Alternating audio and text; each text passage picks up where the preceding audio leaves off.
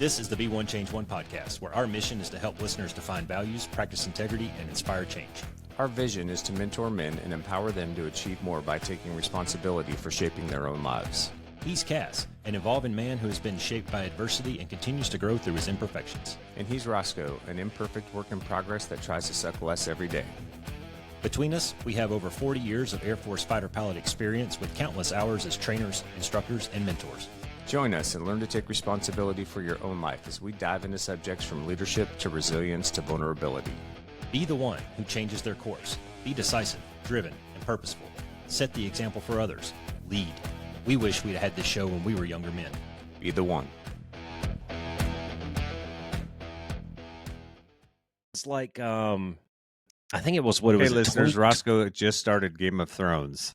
2012 like 10 years or so. after it came out. Yeah. Jesus Christ. 2012, I was on a deployment, and me and a buddy sat down and we started it. We got about, 2/3 of the way through season 1, and we aborted and went to something else. And I guess I just never circled back. But then Mickey brought it up the other day, and he goes, "Dude, you got to watch GOT, man." So Yeah, I got on it, and I just started season 5 last night. So Oh, nice. I've been binging Now it. you're worth. Yeah, right Yeah. on. Now I'm fucking Yeah. worthless. I'm gaining weight. I'm Right. eating 4 boxes of Cheez-Its. Like, yeah. So all this That's shit how it works. that we spit on here, all this bullshit we're spitting on the Be One Change One podcast. I need a hard reset. Yeah, we try. Yeah. We fail too. Well, yeah. You know what though? I forced myself to read that. Did you ever read that Charlie Manson book, Chaos? No. The one they just came out with a documentary on Netflix about it, and Katie was raving about it, and we've had the book for a really long time, and man, it was challenging. I had to make myself get through that one, so I tried to find a little bit of balance in between my GOT fantasy. Right on. Right So, on. Anyways, what are we talking about today, dude? I don't know, man. This is your topic. You tell me. Well, I And I'm think I interested sent why you. you chose this. What's that? And I said, and I'm interested why you chose this. Well, it was because of our exchange the other Okay. day. I mean, honestly, well, Katie had sent this to me a while. She sends me shit all the time that she sees out there. And this, guys, what we're going to talk about today is logical fallacies, right? And you see this a lot nowadays in the mudslinging going around on the news and in the media and on social media for sure. But Cass and I got into a discussion, and it reached a point where I decided to back off because it was getting into it was getting very close to crossing the line. I thought that was my perception. And then a few days later we kissed and made up. It was fine. It was really no big deal. Yeah. And then you texted me like just a few days later, you texted me something else, and it was about the Pete Hegseth, the whole signal thing.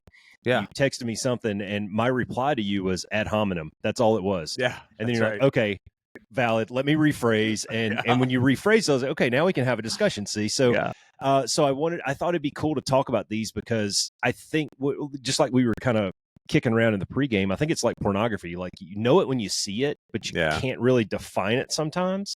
Yeah. So this is going to be an educational version of the Be One Change One podcast a little bit, right? I can't wait. I can't wait Coming up with some because of these things. I'm going to learn something because, as usual, Cass did all the homework, and I'm just going to sit here and be the comic relief.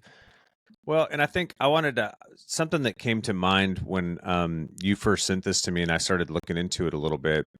Is a quote that I wanted to read. We've talked about Adam Grant before on the podcast. We reviewed Potential. one of his books, Hidden Potential.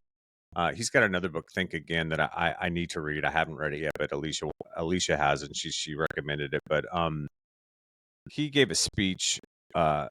Wasn't on this topic in particular, but I think it's applicable, and I think it kind of gets to maybe what you're getting at around this topic. And so I just wanted to read this quote from him because I thought it was really good. And he just said that throughout your life, you've gotten a ton of positive reinforcement that you're smart and that you're often right. And that means it's harder for you to see your own limitations. And so you could say intelligence is not a cure. It may even be a curse. We need a broader notion of intelligence. We need to think about intelligence not just as your capacity to think and learn, but also think about it as your ability to rethink and unlearn. And I think that's what some of these are getting at, because in some ways, I understand the term logical fallacy because from a pure definition standpoint, these are fallacies. Hmm. But in a lot of ways too, I think they're really cognitive distortions, because even as we go through some of these, there's some of them that there's half truths in there, right? Or Yeah. there may be something that somebody says that they really believe is truth, even though factually maybe it's not, right? But because of whatever information they've consumed, or they just, the earth is flat. Mm. You can't convince me otherwise, right? Things like that. So, right. So is it a fallacy? Yes. But for a lot of people, that's actually, I think, cognitive distortions, right? It's, limited amount of information, or information from only one source. Maybe that cognitive rigidity that we've talked about in the past, that black and white thinking that happens. Yeah. Where there's right and wrong, there's yes and no, there's good and bad, and there's no in between. I think that plays a lot into some of the things that we're going to talk about today. But I think they're important things to recognize and understand, because like you were saying, in our conversation, our text exchange a couple weeks ago, you go ad hominem, and I'm like, oh shit, I am doing that. And I'm like, oh, my bad. Let me rephrase that. Well, but that's, and that's the thing is, I think we all fall into these traps. Yeah, we do. One point or another, because you're arguing violently for your side of whatever it is. Like, no, the chicken is going to be better than the steak. It doesn't really matter. And I had two things that I wanted to bring up with what you were just saying. And the first one was, I like the way you framed it about the cognition and the intelligence and all that. I would also throw in there lack of intelligence, or lack of information, maybe. True. Because I think a lot of times we resort to these things when we don't have all the facts, or we have not thought through completely our arguments and things. And the way that I would, a way that I would frame some of this stuff is, if you start thinking of them as debate strategy, or, oh gosh, what's the paper that you always have to write in? The persuasion, the persuasive strategies. If you're trying to persuade somebody or convince somebody to your side, this is where a lot of these fall in. Like, I'm just looking at a Google list right now, and I'm thinking, like, okay, appeal to emotion. Yeah, man, I'm going to play this up to your emotions. I'm going to pull in those heartstrings and get you to come over to my side of this argument. Yeah. I'm going to call the other guy a moron and try to shame him into believing what I'm saying, that kind of stuff. So, logic, cognition, whatever.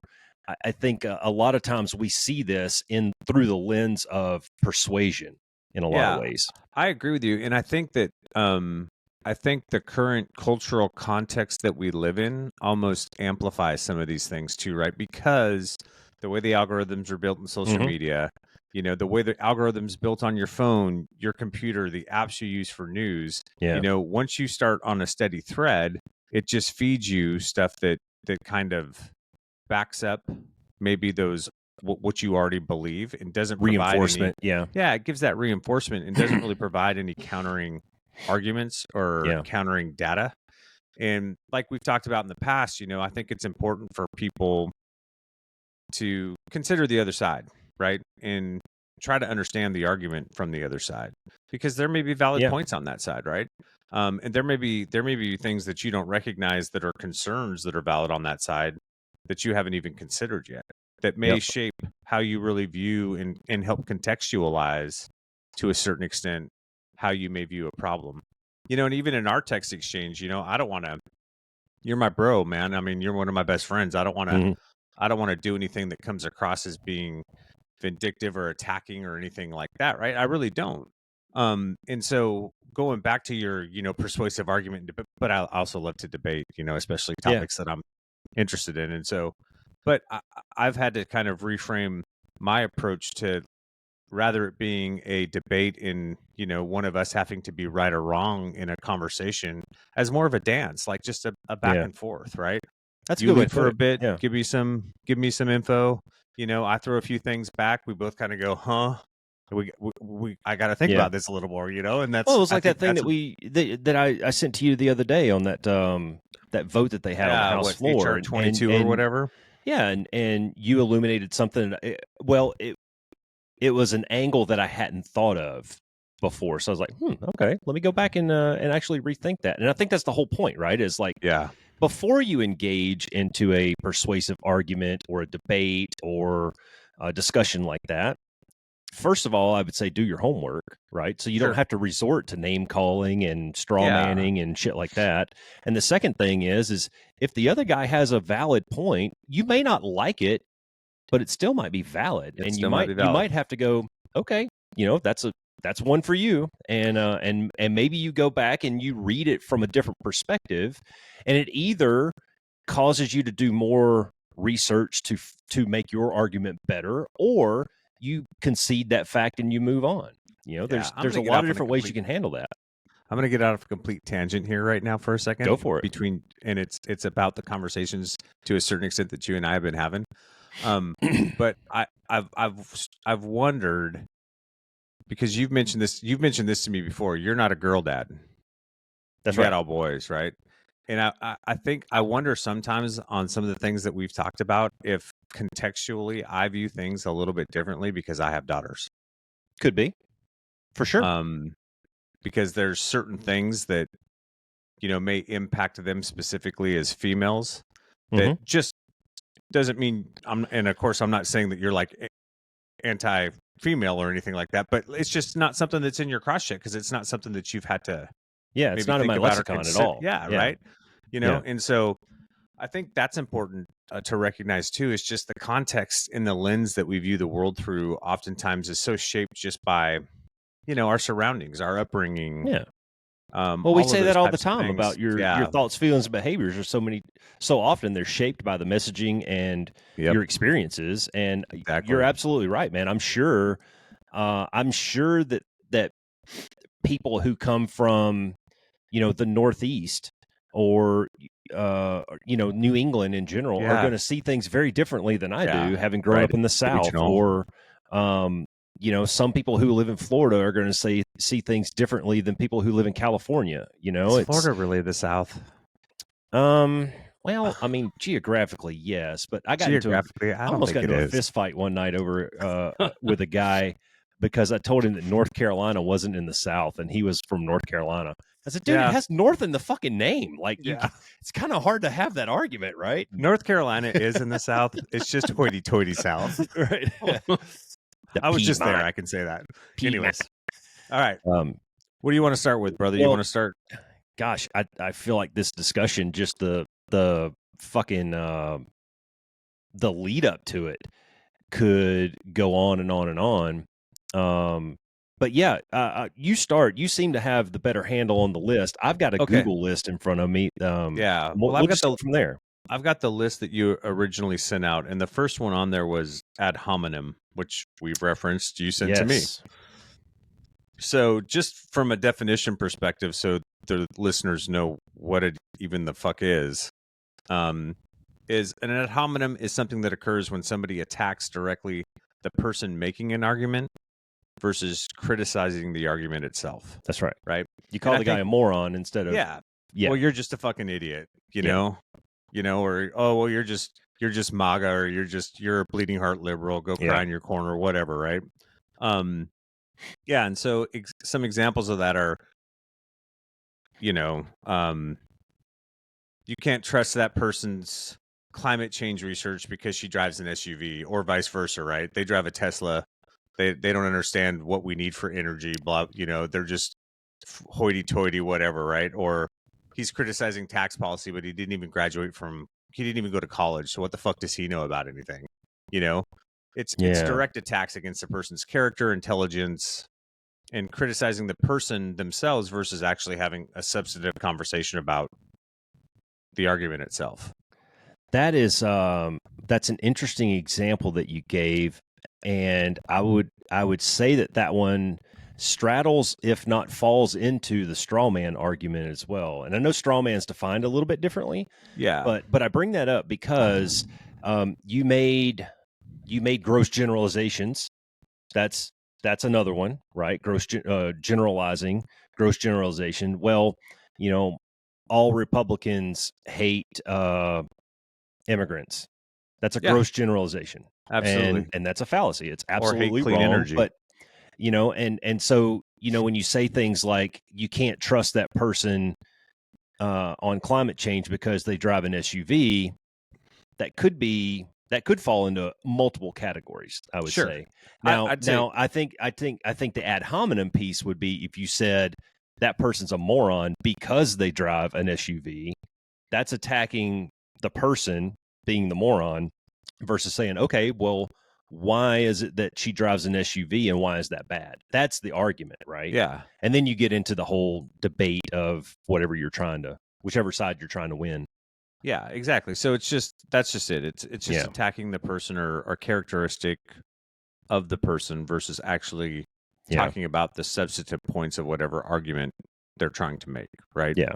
And we see it in politics all the time. You see it everywhere all the Well, time, right? yeah, and that's the super easy example right now is like it's so easy to say, well, I mean, like in our example, the Secretary of Defense is an idiot. Okay, well, maybe he's not an idiot. Maybe he Yeah. made a mistake. That's an ad hominem attack. Let's talk Yeah. about what happened and then try to find out the truth, right? Yeah. And so when you back away from the name calling, and by the way, listeners, if you want some fucking entertainment, join the Whitman, Arizona neighborhood page on Facebook because that's all it is. That's all it is. I swear to God, dude, every argument, I could walk outside and I could put in there that the sky is blue, and within 10 comments, I'd be called an idiot and told to go back to California. Yeah. It is fucking nuts in there. And awesome. Most people just go in there they get their popcorn and just enjoy the show. Yeah, sure. We're having food truck wars out here right now. Oh yeah. Oh, it's great. Dude, we had goat wars last year. Now we're having food truck wars. It's fucking awesome. Rural Arizona living is, I guess there's nothing else to do. But anyways, back to ad hominem. Yeah, that's it in a nutshell. It's just, so, if you're engaging in, a debate or trying to have a substantive debate with somebody, you can look at the ad hominem piece in a couple of ways. One is, if you want to have a substantive conversation around a specific topic that maybe you disagree with somebody with, it's not about personal attacks, vicious personal attacks, right? Mhm. It's about talking about the topics at hand. What's the actual argument and going after the argument, not the individual. The flip side of that is if you're trying to have a conversation with somebody and all they're doing is attacking you, you probably can just walk away from that at that point, right? Like they may not have anything substantive to say. They may not be able to separate the attack on you as a person from, whatever argument it is that you're trying to make. So yeah, and it's good that you brought that up because I think you have to consider the person that you're arguing with before you even, or I wouldn't even say arguing, the person you're trying to persuade, before you even start. And I can tell you just personally, I've experienced this in the last 7 to 10 days. When someone resorts to name calling and finger pointing, I've won. And all I have to do is I just have to sit back and watch you fucking implode.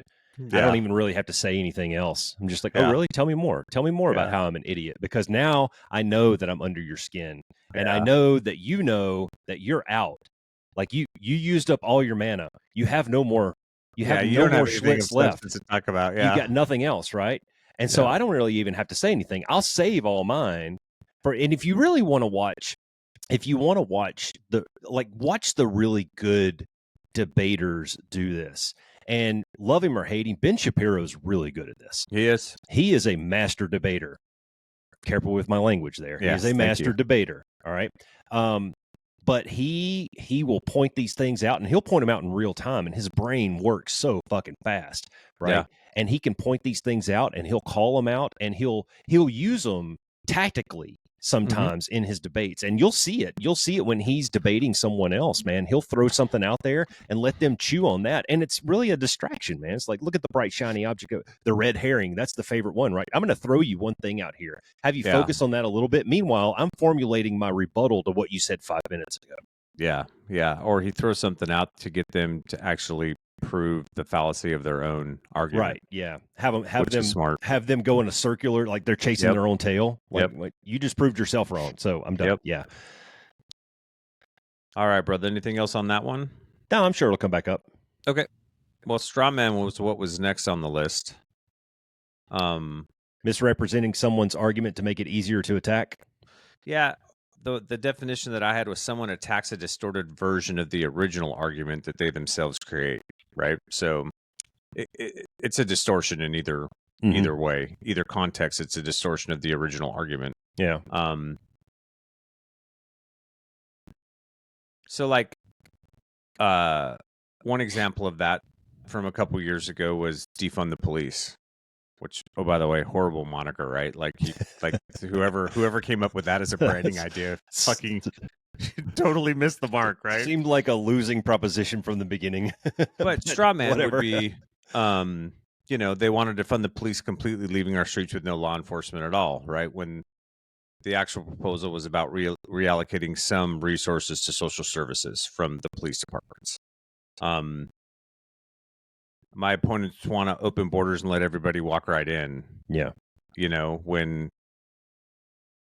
the actual root of the problem is just trying to reform the legal immigration process, right? So it's just making these.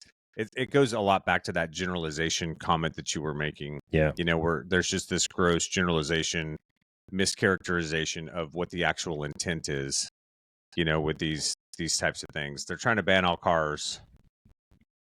Maybe when they're trying to create public infrastructure for trains or public transit in different cities. We hear this one all the time on both sides. The other side wants to eliminate all private healthcare, or they want to make all healthcare government run, right? Yeah. I doubt that if you actually took time to look at whatever was being proposed, that's actually the extent of it, right? Yeah. So it might just be more about choice or providing more options. But in any case, each argument misrepresents and oversimplifies the opposite position, making it easy to attack, but it doesn't really address the actual nuanced proposals or policy implications that are being discussed. Yeah. If that makes sense. Did you ever watch The Young Turks? Did you ever No. watch that network? They had a show on there for several years. Gosh, I can't remember the name of it now, but Anna Kasparian and Chank, what was his last name? Anyways, very hardcore leftist, right? And they ended up parting ways because I think the female Anna Kasparian, she started challenging some of the arguments on there. And she and really, and I've listened to a few of her podcasts now, and she's not completely red pilled, but she's getting more to center, I think. And I think what it came down to for her, and I see this a lot, is I think broadly speaking, most people agree on the issue. Yeah. It's what we disagree on is the solution. Yeah. And it's the policy implementation, right? Right. And I think we're seeing a good case of that right now going on with the whole Doge thing, and the critics of Doge are strawmanning the arguments. Things like, well, he's gutting Social Security. Is he? He's going to gut Medicare, Medicaid. Really? And I think when you read deeper into the issues, you find that everybody generally agrees that Social Security needs massive reform or it's going to be bankrupt before 2035. That's the estimation right now. Yep. Right. And not a lot of people are going to like the way that it's going to have to be reformed, especially those who are on Social Security right now. But the fact remains, if we do nothing, it's going to be done in 10 years. Like it's gone, proven. And now, people further argue and pick this apart when they go back, 20, 30 years and some of the decisions and the loans and, you take money out of that coffer to pay for something else and you never put it back and shit like that. Right. Yep. So I think we see this nearly every day in the news cycle is we're seeing these straw man arguments where you take something that's super complicated and you try to make it very easy and then you tear it down, which is essentially what we're talking about. Yeah. And I think some of that too just goes back to the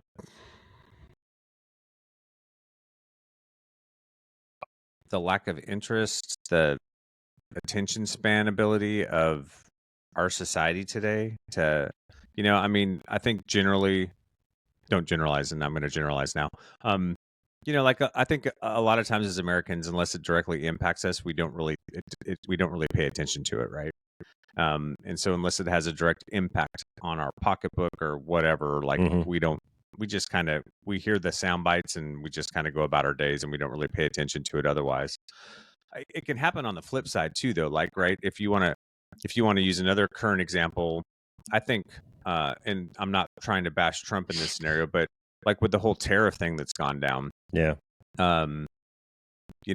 with with the administration or Trump going, well, any kind of trade imbalance is bad. That's not necessarily true, right? There's times where trade imbalance is a good thing for the economy. It allows us to get to resources or to goods or services that we couldn't get to otherwise, and so I think it can affect both sides of an argument, right? You can actually straw man yourself sometimes, by making just blatant statements that don't really get down to the root of what it is that you're trying to do from a substantive policy perspective. And I think that a lot of times politicians do that stuff just because they're trying to dumb it down and make it as easy as it's easier just to go, all of these things are bad than it is because who's going to listen to the policy? There's very few people that are going to listen to you break down the policy of it, right? So I think it can affect arguments on both sides in both ways, if that makes sense. Yeah, no, I think a valid tactic in a lot of ways, especially with someone who's not with someone who doesn't have a solid argument on their side, or they haven't done the homework, right? A valid tactic is to straw man your own argument, because that can give you a lot of boost. That can boost your mana really easy. Especially if it ties into something that's, an emotional trigger that's important to people to a certain extent, right? If you play it in that light. Yeah. So no, that's, and I think, going back to what we said before, if you frame this as persuasive strategies or tactics or debate strategies or tactics, I think that they can work for you. They can work against you. Recognizing that you're doing it, that's a completely different thing. You know, if you're doing it intentionally, okay, maybe you have a reason for it. And I think in a lot of cases, what we see, especially on the news and especially, gosh, on social media, man, it's fucking memes and screenshots, right? And headlines. And here's the thing. This is one of the things that really just pisses me off, man, is like, you see a headline and it's obvious that it's clickbait. Well, how many people are actually going to go to it and read the entire thing, like, over 1,000 words of this article, to get to the 13th paragraph that has that one nugget of truth in it that says, oh, by the way, this is all bullshit. Yeah. And I've seen that. I've read that. I've seen headlines that say one thing, you click on it and you're like, really? Yeah. And you read all the way down to the bottom and it goes, oh, by the way, they voted the other way today. And you're like, dude, fuck, I just wasted 4 minutes of my life. I know, right? I can't get back, Yeah. So you hit it with the attention span, right? And we live in that, I would say it's probably even less than a 24-hour news cycle now. It's probably even shrunk down a little bit more with the speed at which people can get information at their fingertips. I mean, how many, I forget the exact number of the JFK files that just got dropped. Several thousand pages. Yeah, it was like 50,000 or something, wasn't it? It was a lot. 80, I don't remember. The very next day, people are putting out videos on YouTube breaking it down. Like, okay, there's no fucking way. You might have read one, right? Yeah. And now you're just going to pontificate for 30 or 40 minutes to get people to click on your stupid channel, right? That's the answer that ChatGPT gave them. Yeah, right. But, and then like, gosh, what was it? There was a bill that they got shot down in the House recently, and it was something like 3,000 pages or something. And it got shot down in just a couple of days. And anyone who keeps track of any of that shit sitting there going, okay, not one of you motherfuckers read all 3,000 pages. Not one of you. Right. I don't care how many staffers you have, right? Y'all didn't read 3,000 pages of stupid legal jargon. Okay. You just don't like it because the other guy made it. All right. Yeah. And fine. Okay. That's your prerogative. And that's meanwhile, we're in fucking gridlock and we can't get shit done and everything's voted on party lines. And boy, you want to talk about uniting America? That's a great way to do it. No doubt. But anyways, soapbox. What do you got next? Next is appeal to authority. Okay. So appeal to authority is asserting that something must be true because it is baked up by someone who is allegedly an authority on the subject. Okay. And I think this is also something that's difficult to do today. Just because of social media and kind of how the way the algorithms and stuff work is, and this is why, this is why I'm a dork and I like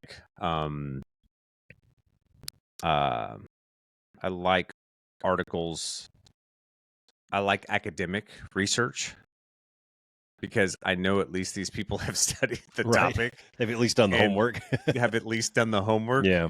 And I may not always agree with the arguments, but it gives me perspective, and it's typically um, relatively objective. Everybody has their slants to a certain extent, obviously, but Yeah. in academic research and in academic articles, they're typically trying to argue for or to counter another point, right? And they lay out the argument that was given and why they agree or disagree, Mhm. and all of the factual data that they have dug up to support that argument, right?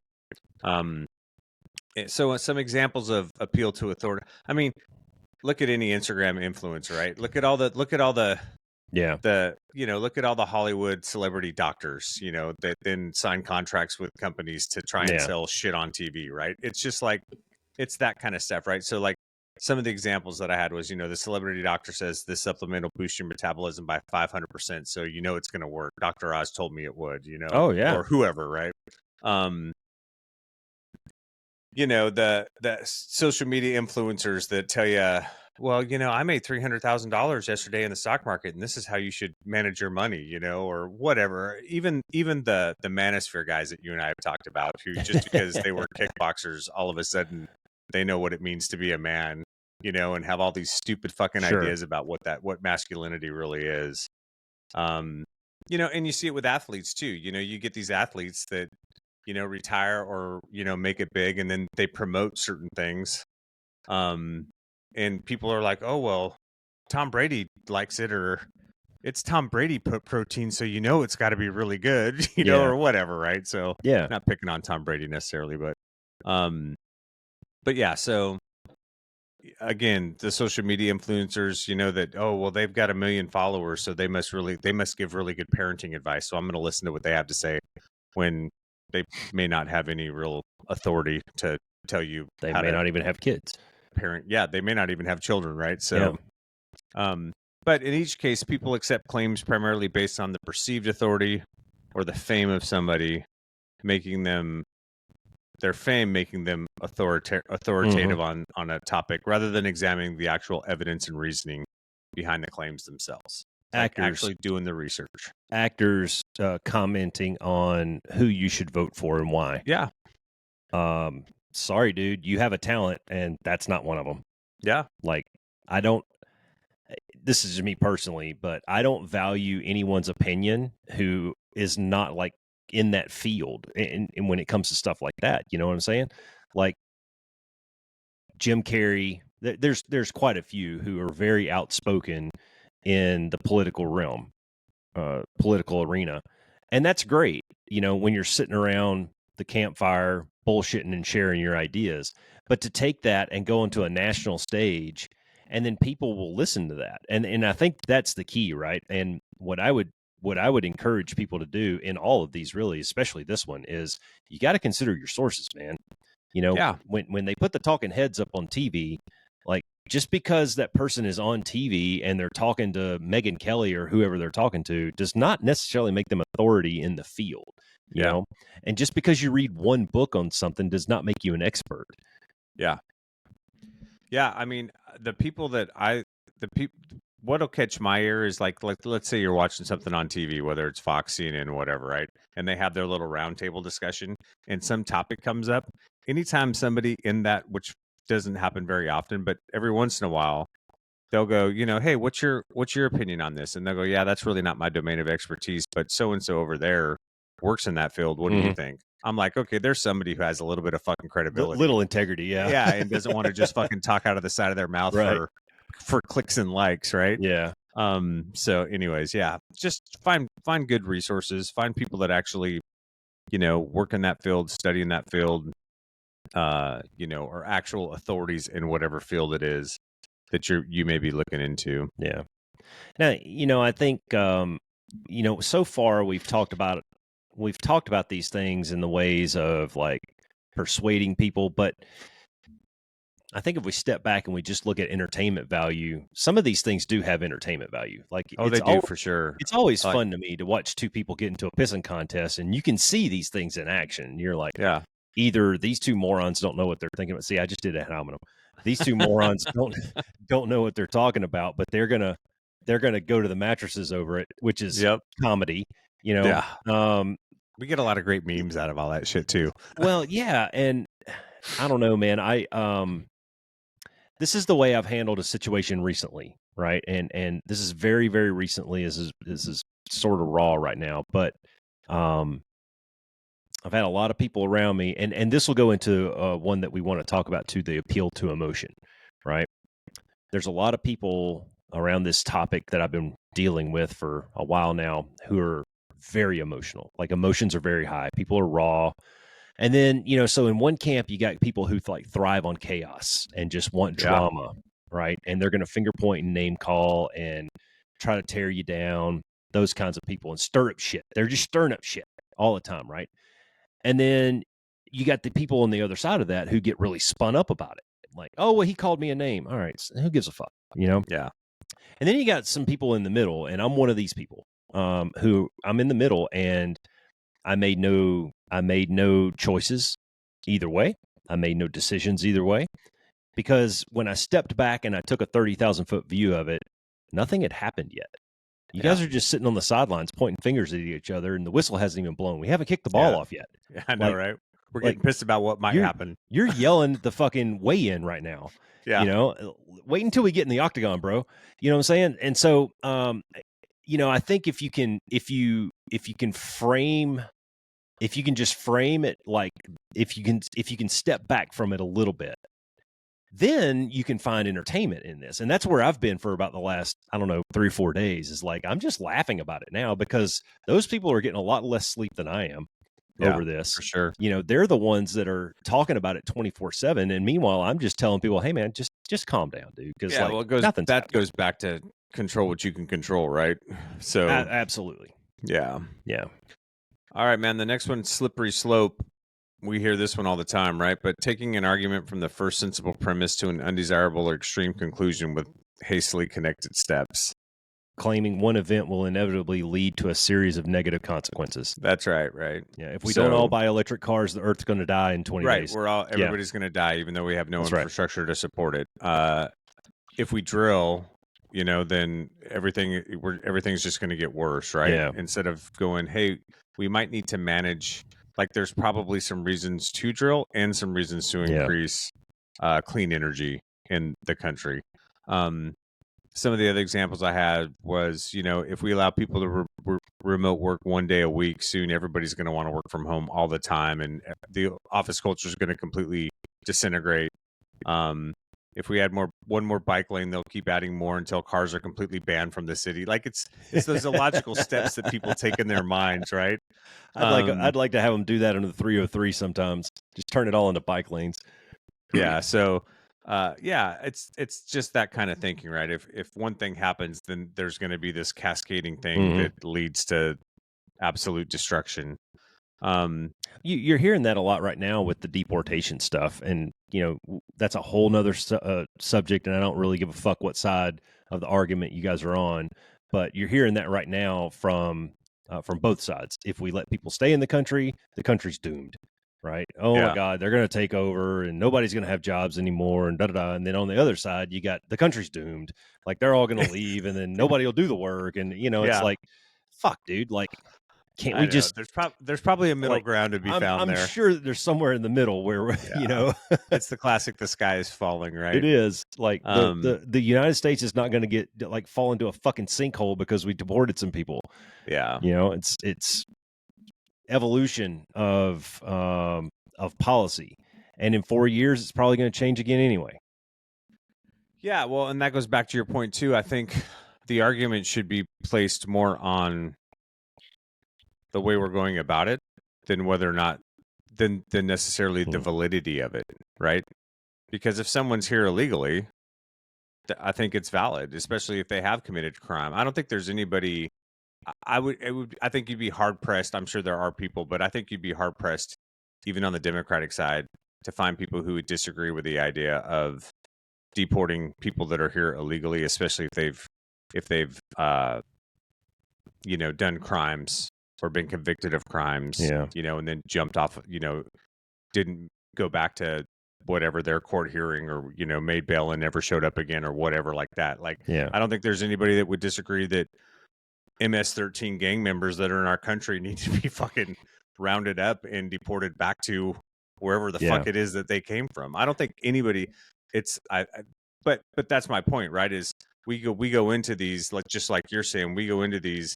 It's all good or it's all bad, right? It's that cognitive distortion again. It's one thing or the other. There's no in between. There's no when really the conversation should be, okay, yeah, we all agree that this needs to happen, but how we make that happen is important. Right. Well, yeah, but you would have to step up a level. You have to step back a level and go, what is it that needs to happen? Because we can't agree right now. No, people aren't agreeing that people either need to stay or go. The bigger picture is immigration reform. Like, we need to take a top-down view of that entire process. And that's what, I mean, ultimately, the foundation of it, that's what people are disagreeing on, is the solution to that problem. And the thing that's in the cycle, the thing that makes the headlines and gets the cool memes and captions is what's going on day to day, I think. And I would push back a little bit when you said that you would find it hard pressed or hard to believe that people would argue that people need to stay here if they've been identified that they're here illegally. And I think that that's part of the argument that's going on right now is, and this is the unfortunate dilemma that we find ourselves in, is we have this dichotomy in America of the two-party system, and you have to pick a side. Like, there's not a viable middle candidate or middle party right now. Other times in our American history there was, and man, I wish we could go back to that time, because I really think that there's more people that are kind of middle of the road that are forced to pick a side now. And a great example is, like, you could be a left-leaning Democrat but be pro-life. You could be a right-leaning Republican and be pro whatever, and so I think the idea of like being fiscally conservative but socially liberal, there's no candidate that I can vote for anymore. And like we said the other day, the Overton window shifted so far to the left now that you got Republicans running for high-level offices. They're talking about gays getting married.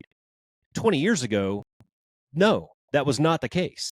Yeah. Right. If you mentioned that, it was political suicide on the right. Yeah. Right. But now socially, we've shifted to a more liberal. Yeah. The ideals of society have shifted a little bit more liberal. And dude, if you wanted to make a living in politics, you got to shift with it, bro.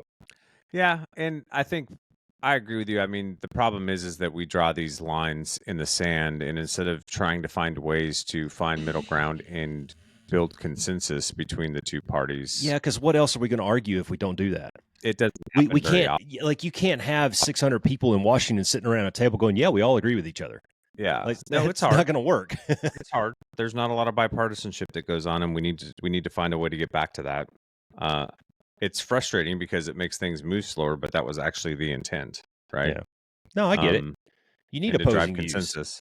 The problem with and just having worked in politics, part of the problem with the two-party system is that, like you were saying, you may have somebody who is maybe a little more progressive on the right side or a little more conservative on the left side, and they almost get stymied to a certain extent, because if you don't get in line with the caucus, then your chance of becoming a committee chair down the road, or getting on the committees you want, or being able to bring legislation through committee or to the floor to be voted on, is not real high, because if you piss off the party leadership, they're going to tell you to pound sand. Yeah.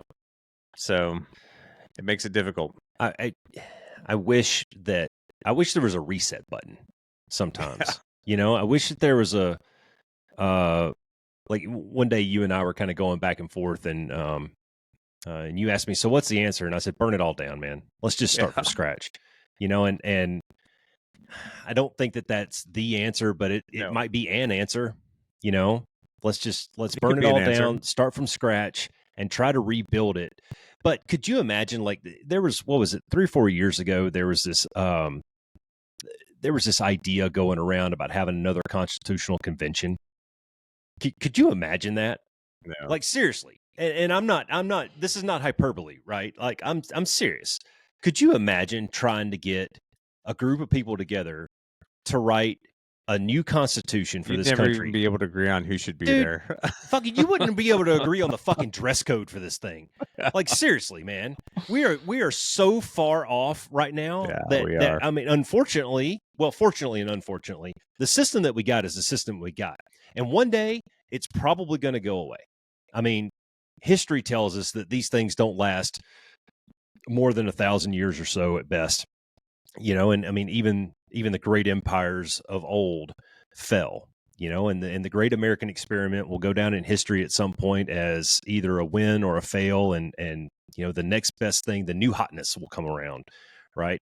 But there's no way right now, as divided as we are and unable to sit and even have a fucking conversation, there's no way you're going to get enough people to get around to ratify a constitution. Oh yeah, I completely agree. Comedy. Total. 56 rich landowning white guys got in a room in Independence Hall in Philadelphia under the Constitutional Congress and the leadership of George Washington, and they ripped out that fucking Constitution in about 3 or 4 months. There's no way. There's no way. No way. No way. You wouldn't be able to elect a leader. George Washington walked into that. Actually, he got called down to Mount Vernon, and they're like, dude, we need help. And he walks in there and sat down in the fucking chair. Like, everybody knew he was the leader. He just won the fucking war. Like, he's the man. Yeah. Okay. Yeah. He's 6'2" redhead that's fucking like, I'm the boss up in this bitch. Right. Yeah. Nowadays, you'd spend 5 years trying to elect the head of the damn thing. Yeah. It'd be Sorry, ridiculous. soapbox. No, it's okay.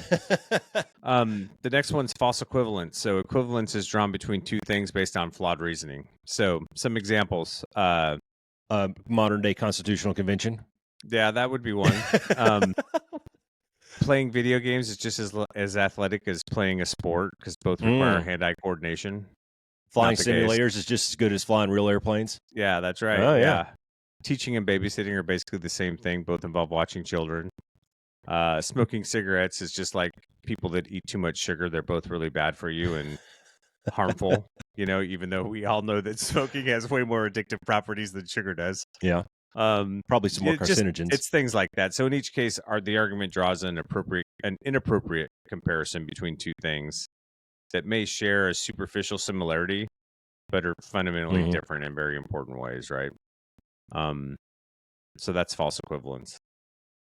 Yeah, I think it's pretty. Again, these are things that we see every day, right? Yeah. You're one of these things, and I don't know how many are on your list, but I've probably got 15 over here on my list, and I bet you I see one version of each of these probably every day. There's when you're talking about. I actually just wrote a scene for one of my books about that has this in there, something similar to this, and it is. I don't have to be. It's not about being right. It's about being first. Right. And if I can get my message out there first, regardless of what that message is, it doesn't matter.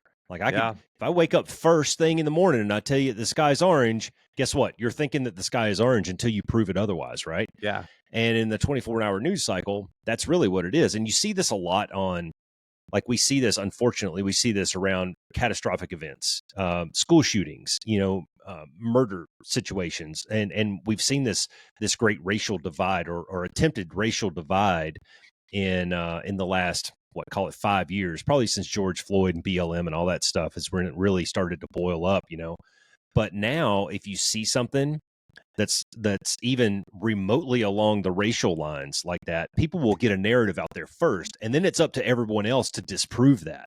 Yeah. It's not about being right. It's about being first. Yeah, it is. That has happened a lot in media these days where it's more about breaking the story than ensuring the validity of the story before you break it. Yeah. Which they need to get a handle on for sure. Have you seen that movie September 5th? No. It's about the Israeli hostages at the Munich Olympics in, 72, I think. Katie and I just watched it the other night. It's really good, but at the very end of the movie, they have this dilemma, this very exact thing. They're like, hey, we got one source that's reporting this thing. Should we throw it out there? And the guy goes with his gut and he throws it out there, and it turns out it was wrong. Yeah. So like, it's unfortunate, It is. but for us on the receiving end of it, it's unfortunate. For them, they don't give a fuck because it's about money. It's about ratings, Yeah. right? If their news van is on the news first, they win. Yeah. Yeah. All right, brother. The next one, we've talked about this one a lot, just with cognitive rigidity, and that's the black and white thinking, right? So two choices are presented as the only possible options when other alternatives exist. Mm-hmm. And classic examples of this that exist on both sides are like you either support unrestricted access to abortion or you're against women's rights completely. Yeah. Or vice versa. You're either completely against abortion in all forms, and pro-life. So it's that yes, no, good, bad, right, wrong thinking. When the reality is that there's probably a lot of nuanced positions and policy considerations in any of those things, or Yeah. any topic that you would want to discuss. That's the You key have to there, be a though, is that stay-at-home mom or nuance. you have to be a career mom, right? You can't have both. Well, why? There's Yeah. plenty of women that do, the whole versus STEM education versus other forms of education or art education, those types of things. So I think the key with that one is like you said, the nuance and the details. yeah, And I think this very easily devolves into straw man arguments, because once I force you to choose a side, if I can't force you to choose a side, then I'll straw man both and make them really easy for you to pick. Like you said, I'll throw out some two gross absurdities, yeah, and you have to, like, either you're pro vaccine or you hate babies. right. There's a good one. And I can straw man the fuck out of those things and make you choose. You either hate babies or vaccines. You have to pick one, right? Yeah. Well, hold up. Maybe there's something in the middle here.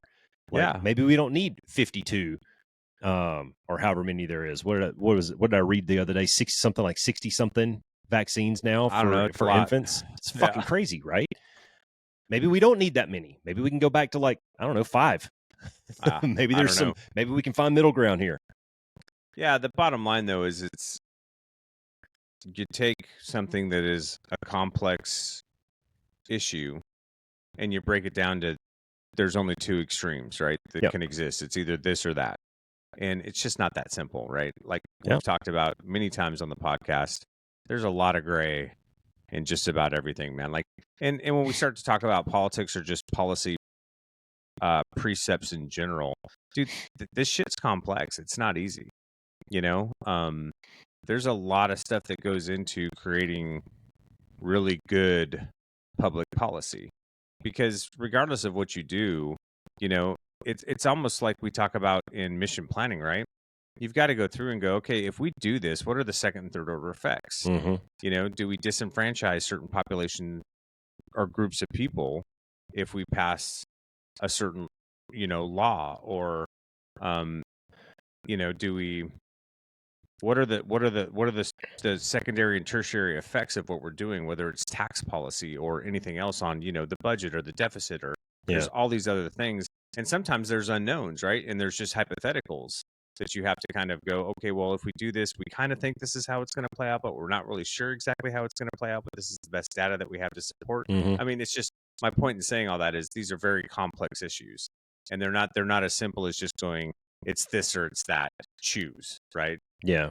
But we boil it down to that all the time so that people can get reelected and make arguments against each other. So Right. And I think there's an element in there too that we need to recognize, that it's you can't have everything hunky dory for everybody all the time. It's unreasonable to think that, because there are people who are in different financial situations and, family situations. Like, the things that you and I give a shit now are maybe not the same things that our 25-year-old selves gave a shit about, because we were in the throes of raising kids, man. We were living paycheck to paycheck, trying to keep diapers on the boys, and now things have changed for us. We're a little bit older and our kids have moved on with life. And now I've got time to think about things differently, and so that stuff changes. You've got demographics that are all over the place in America. You've got family situations that are different. You got poverty, and you've got uh, and you've got wealthy or wealth. You've got sickness and you've got health. You've got so many different things that you have to balance. And unfortunately, whatever policy you create, there's never going to be a perfect policy that caters to every single person at every single time. So I think, you know, reasonably speaking, for those of us on the receiving end of this who aren't in those offices making these decisions and having these discussions, we have to maybe take some of that with a grain of salt and go, hey, man, you know, maybe this sucks for me right now. Like, you know, we were talking about the tariff thing the other day, and we all saw the stock market take a nosedive for a few days. That sucks for those of us with 401ks.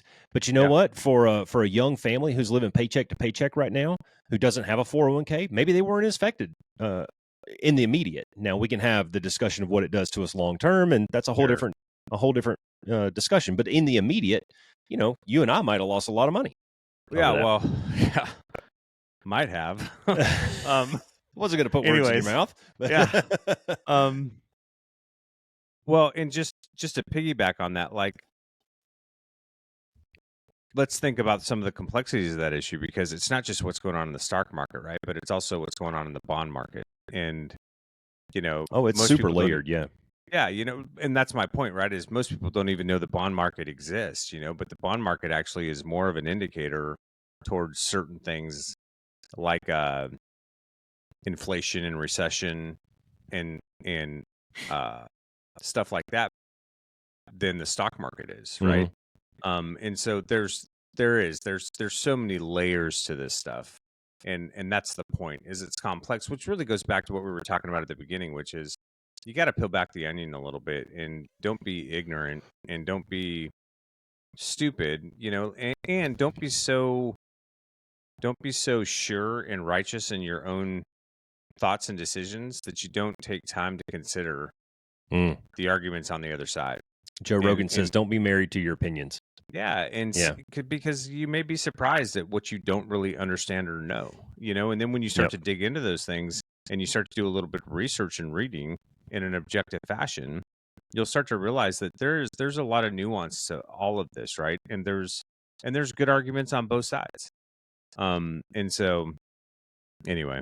Well, dude, we were just talking about this the other day when we were talking about the leadership stuff and decision making, right? And, you know, the leader of the group makes a decision, and those of us out in the peanut gallery going, well, that's dumb as fuck. That's fucking stupid, right?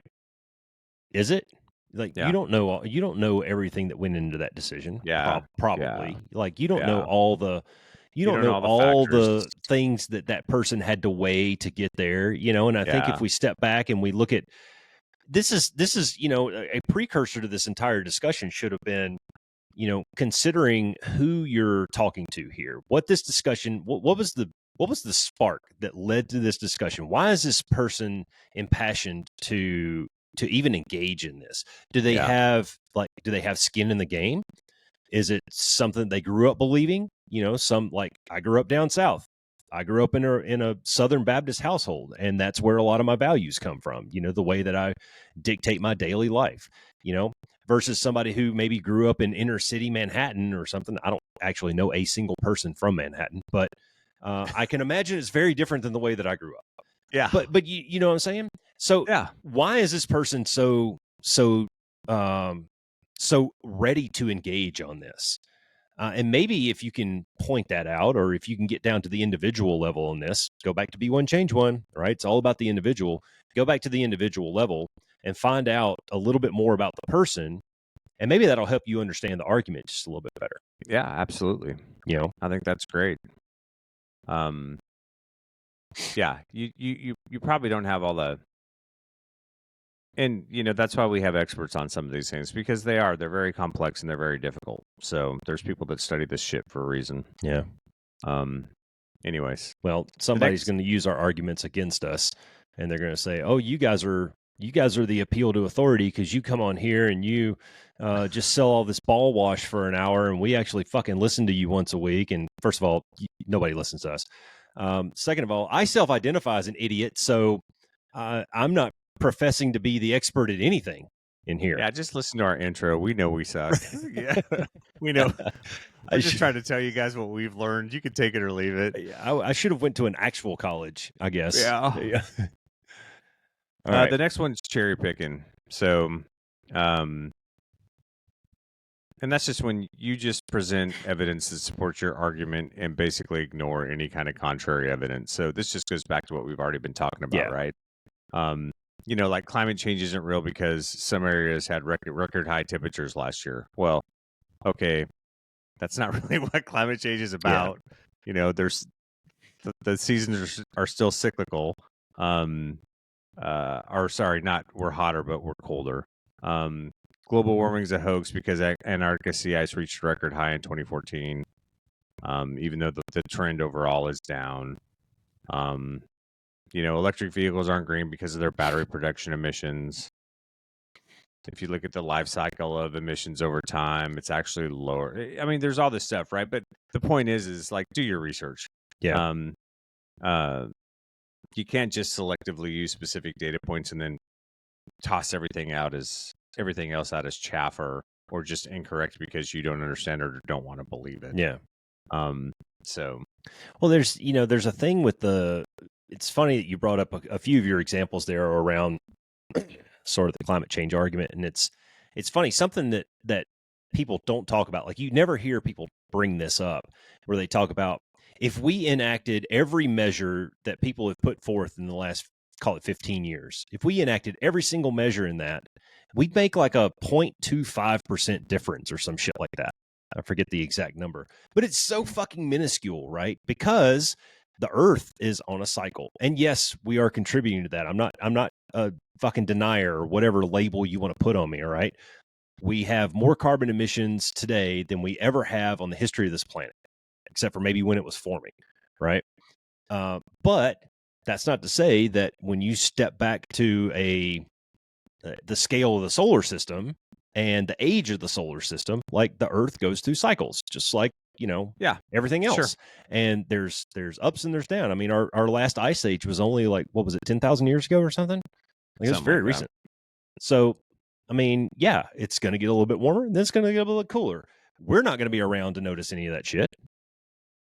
Yeah, but our kids will.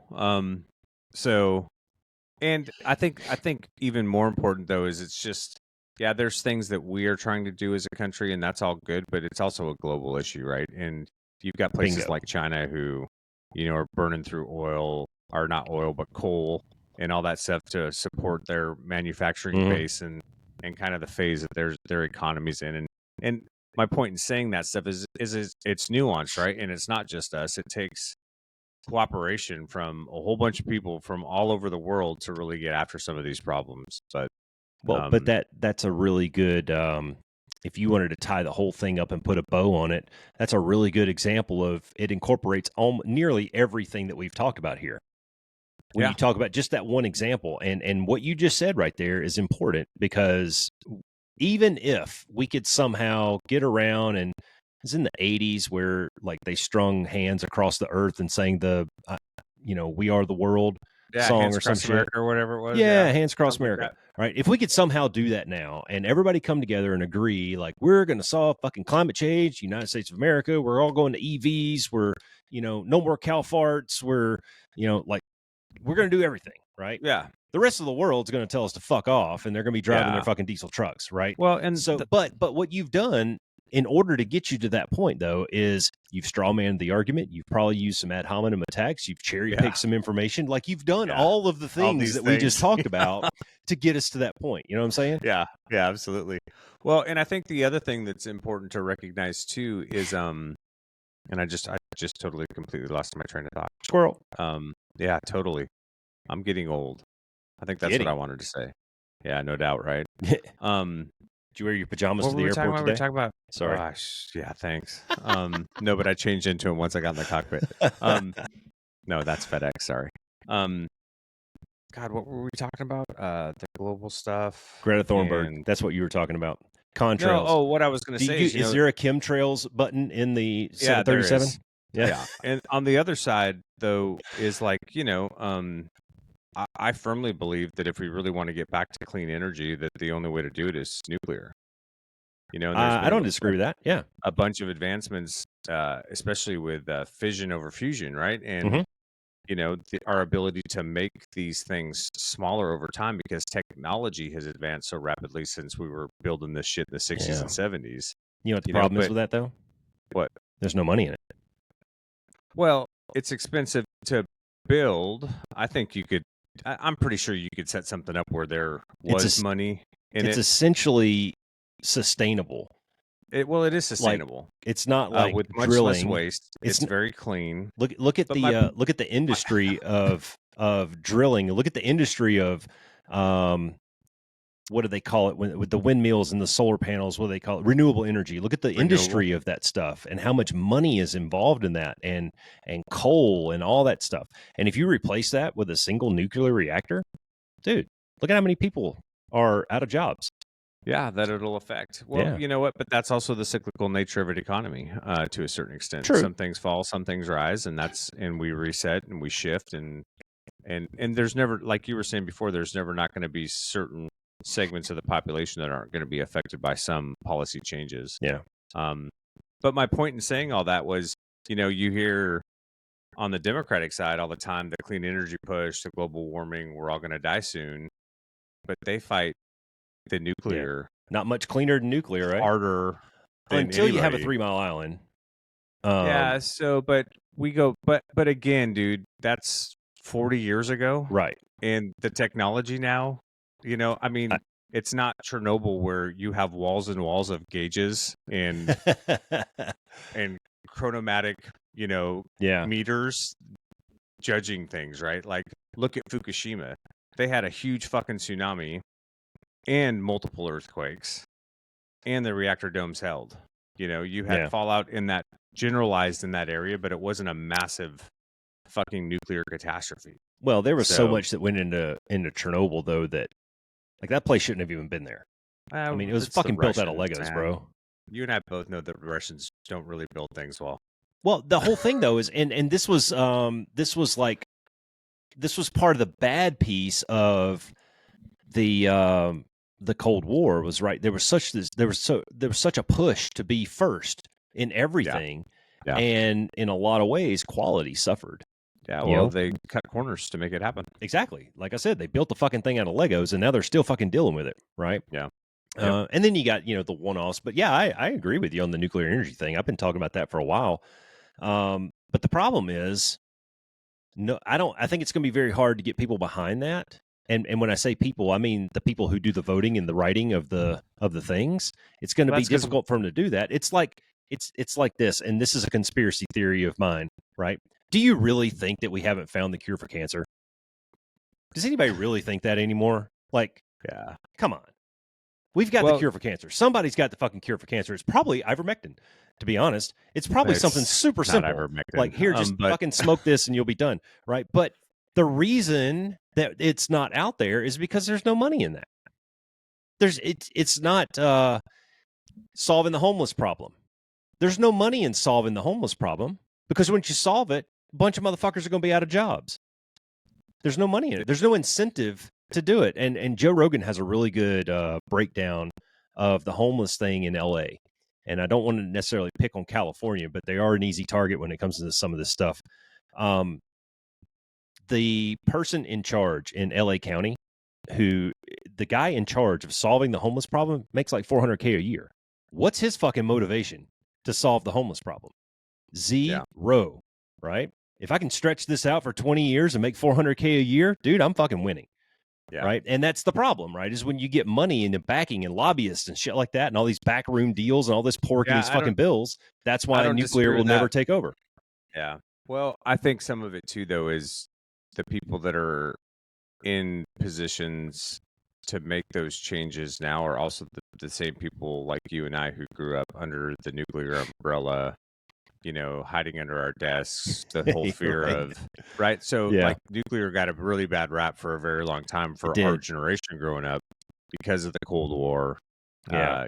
All the shows that they had on TV about the nuclear exchange that was going to happen. And then the shit that went down at, Chernobyl, 3 Mile Island, things like that. That old mad, mutually assured destruction. But that goes back to what we were saying before, which is dudes, open up your fucking minds, right? Like, let go of some of the messaging that you've had when you were younger, or Mm-hmm. some of the false dichotomies that you believed in for whatever reason, and start to consider other things. Don't let your Yeah. false sense of intelligence and you thinking that you're right and the only way to do things is the way that you think that they are right, and start listening to some other stuff and start challenging some of those assumptions and really breaking it down to see what's actually Yeah. viable, what actually gets us from A to Z and gets us there the way that we want to get there, and explore some other options. Well, I Don't I just stay so enjoy single-minded. I enjoy bantering back and forth with people who I know are smart on a subject. And I'm fortunate enough to work in an environment where there's somebody that's smart on just about anything that I could think of. We got math nerds, we got politics nerds, we got home improvement nerds. Like we got no matter what problem you're having or what question you have, I can probably find a guy who has some experience with that Yeah. and have a good discussion about it. And I enjoy that because it seems like nearly every time I exhaust everything that I've built up, and they've still got more in the tank, and I'm like, fuck, I got to go back and do more homework, right? But Yeah. but I think that's good and that's healthy, at least for me, because it keeps me engaged, it keeps me learning, it keeps me. I'm never going to know everything about something, but I can know something about a lot of things, Yeah. and you know. Rather than reading the same type of book over and over and over again, I'm going to branch out. I'm going to read some other stuff, or I'm Yeah. going to listen to some different types of music, or whatever it is, so that I have some experience in that area. Yeah, and I think we've said this before too. One of the best exercises that I had in my master's program was being forced to make an argument that I didn't believe in. So That's good. I'll never forget a professor coming in and going, "All right, here's a list. Pick an argument that you want to defend." So we all picked off of this list, right? And then he gave us the counter arguments. And he goes, "This is what you're actually going to present." And it was an effective, it was eye-opening, man, when you have to go over to the argument that you disagree with, and instead of just coming up with your own research to pick holes in whatever their argument is, figure out what the basis of their argument is and Mm-hmm. what the stuff is that backs up the argument that they're trying to make, and then present that as Yeah. your argument. Like it's eye-opening. So I would encourage people to do that sometimes. If you Yeah. think you're hell-bent on one thing, like, dude, fucking do some research and try to see if you could make an argument for the other side. You might learn something in that process. Well, you hit it though in the middle of that, where you said you got to get down to the foundation of what the argument is. Yeah. And so much of what we see with these fallacies and the strategies and tactics, it's eye candy. It's just Yeah, it totally is. It doesn't even it doesn't even look get over to the here, actual issue. Yeah. So you're not really getting down to the issue, and you Yeah. can go back to any of the number of things that we brought up, any of the examples, and you could drill down into those, and you can find a foundation in there where you can go, oh, okay, I can see where where they're coming from on this. Yeah. It's hard for a lot of people to get behind this Doge thing, but you and I both work for the government, and I know I've seen it. I've seen the bloat. I've seen how many years in a row did you buy new TVs for the squadron? Sure. Shit like that, right? We can cut some of that stuff out, man. We Yeah, absolutely can. absolutely. Do I Yep. think that they came in and swung a sledgehammer when they could have probably used a scalpel? Yes, I do. So it's not it's not maybe a one size fits all solution to remove all the references to anybody's gender or race in our history books. Maybe Yeah. that's a bridge too far, because you and I both know a lot of really cool chick fighter pilots who did some really cool shit, and their stuff has Yeah. been scrubbed in a lot of ways. I think Absolutely. that's incorrect. However, I do believe that people should be hired on merit and not the color of their skin or what's between their legs. Don't give a fuck. Can you pull me out of the foxhole? Yes or no? That's what matters. Yeah. The DEI stuff and merit-based stuff, that's a whole different discussion. But I think the point is kind of what we were talking about earlier is, there's unintended consequences that sometimes happen because the stuff is so nuanced, right? And so, Agreed. Again, anytime you get into these arguments, I think the bottom line of this conversation is just, you guys open up your minds a little bit, do a little research, try not to go after people individually for maybe their own personal beliefs, but just talk about the policy and be open to learning some things, or be open to the fact, like you and I often do, where, we go, oh shit, I hadn't really thought about that. Yeah. Need to do a little more research, and then we'll come back to it, So, I mean, just there's so much divisiveness in, especially the political side of things now, that just turn it more into a dance than a debate or an effort of persuasion. Yeah, and learn something from it. I think that people would be interested. I think it would be enlightening to a lot of people the way that you and I have debated a few topics recently, because it's not about winning. Yeah. It's about, like you asked me, what was it you asked me the other day? You asked me about the tariffs thing. And I admitted right up front, I was like, dude, I'd be the first one to admit I'm not super smart on tariffs. Especially when you start talking about like the long-term effects of them and things. Yeah. But I think there's two arguments to be had there. I think there's tariffs, good or bad. And then I think it's the policy. Like, why are you doing this? Yeah. Are you doing this for optics? Are you doing this as a scare tactic? Is it a yeah. negotiating thing? And like, Yeah. I think those are two very separate discussions. And we Yeah. actually had a good back and forth there. And it wasn't about winning the argument. It was, oh, well, I was tracking this side of it, and Yeah. okay, interesting. Yeah. Cool, man. You All got right, anything brother. else, dude? We got a whole list. We'll have to come and revisit them and clean up the rest of them. Yeah. Well, that ended up going a little bit longer, I think, than we anticipated, because the discussion just ends up being good. Yeah. Right on, man. All right, brother. Well, I got nothing else, so I say be the one. All right, be the change. Thanks for flying with the Be One Change One podcast. If you got something out of this show, then be the one and share it in your circles of influence. You can be our wingman through our website at www.be1change1.com. That's B and the number 1, change and the number 1.com. We invite you to be the one and join our fighter squadron on social media at Be1Change1 on Facebook, YouTube, and Twitter. You can follow us at Paul Roscoe White on Facebook, Instagram, and LinkedIn, as well as Roscoe's website, www.paulroscoewhite.com. You can email us from the website, and please leave comments, share, and ask questions, or leave ideas of things you would like to discuss on future podcasts. Most importantly, be the one that helps us win the algorithm by leaving a review on whatever platform you're listening on. Thanks for joining. Until next time, be the one.